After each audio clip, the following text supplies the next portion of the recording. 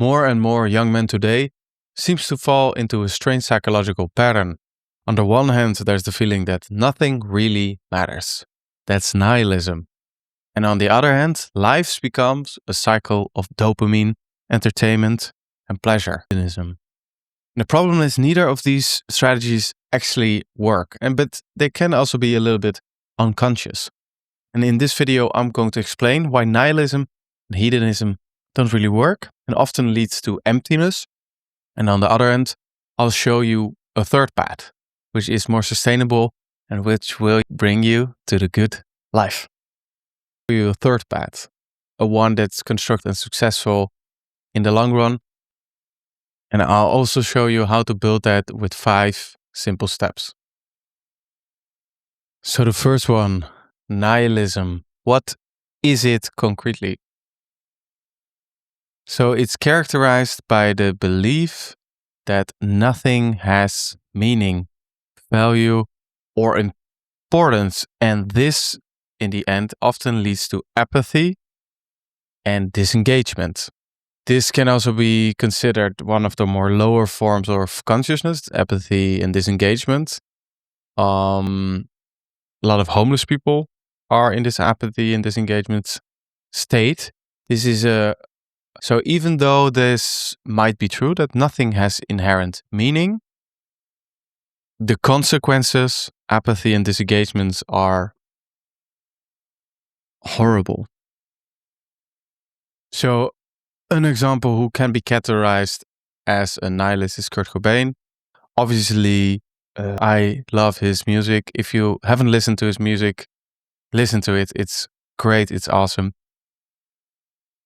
Even though he had this creative expression, he had a life view which was very pessimistic. And in the end, he ended up killing himself. Another one this is a fictional character, Tyler Durden from Fight Club, the book, or this one, the movie.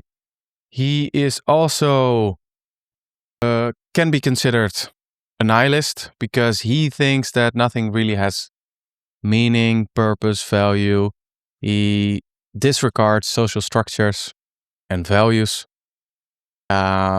He's combining that with anarchy.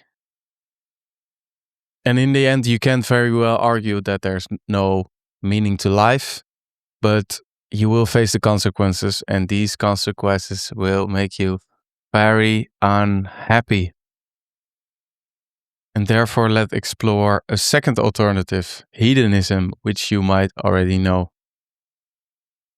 So hedonism is characterized by motivated by the pursuit of pleasure and the avoidance of pain.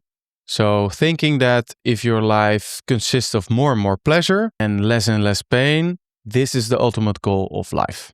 So there's actually, and when you look at it at the first glance, it actually can make a lot of sense.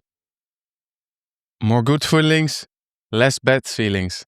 That's the ultimate strategy to have a happy and fulfilled life.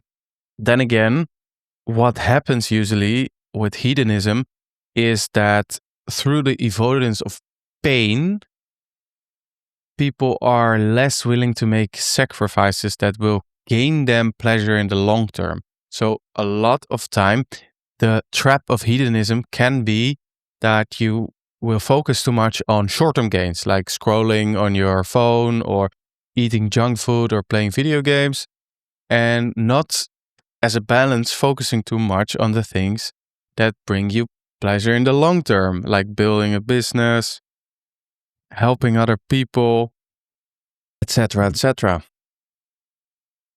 Well, a really famous example is, of course, the man Charlie Sheen winning. You see that as well at his look in this video. He's obviously he's enjoying life. He has a capacity to max out the short-term pleasures in life, but I recently watched an interview of him and where he also regretted a lot of the things he did because he didn't take into account the consequences it had to other people and also for himself on the long term. So it's You can be a hedonist only if you integrate the long-term perspective. Another one is Mick Jagger, rock star, drugs, rock and roll, women, etc. So these are two of the things you can do. Hedonism, nihilism. Try to stay away from them as a basis and focus your basis on the following. Try to create the third option, a meaning-orientated life. And you can do that when you have the belief that life becomes worthwhile when a person commits to goals, responsibilities, or relationships that transcend immediate pleasure or comfort. So like I said, immediate. It's not focusing on the short term, but more focusing on the long term. So we want to increase this meaning. And that's why I studied psychology for over 10 years. And I also found 5 things you can do to increase the meaning in your life. The first one is that you have to have a coherent story to build coherence in your life. Because without a certain life story, an identity, the interpretation of your past events, like good experience, bad experience, also to know what you want, what you value, and what you like in life, it's difficult to think what way would be meaningful for you to go in. And for example, Jordan Peterson, he has made a self-authoring program which really focuses on this building coherence, your life story. So the second is establishing a purpose. So a purpose is not a short-term goal, but it's actually more of a long-term goal, which is also significant for you. So it has to be of personal importance to you.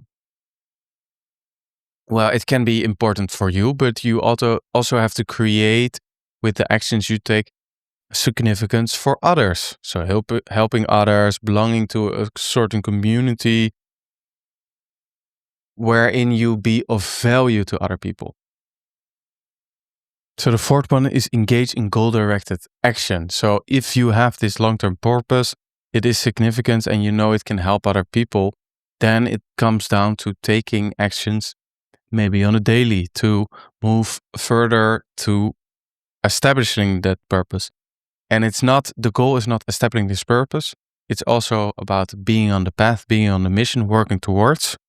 But it also comes down to taking daily things, which might not be as big, exciting, contributing, but they will give you this feeling that you're on the path and bring you closer to the situation where you want.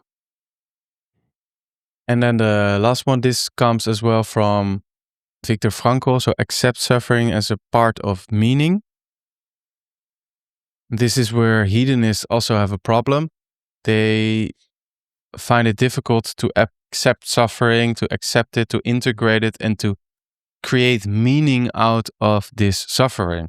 So know that the suffering, the bad experience you had, for me, myself as well, they can create a lot of fuel to be goal-directed, to take ownership. So don't get bitter, get better. So there you have it, guys. 5 ways to increase meaning in your life and be less in a state of nihilism, hedonism, and more on this purpose, meaningful path in which you can inspire yourself, be of value to others around you. I'm really happy that you watched this video. Obviously, there's more. If you want more value, please watch this video to get more value. Thank you for watching.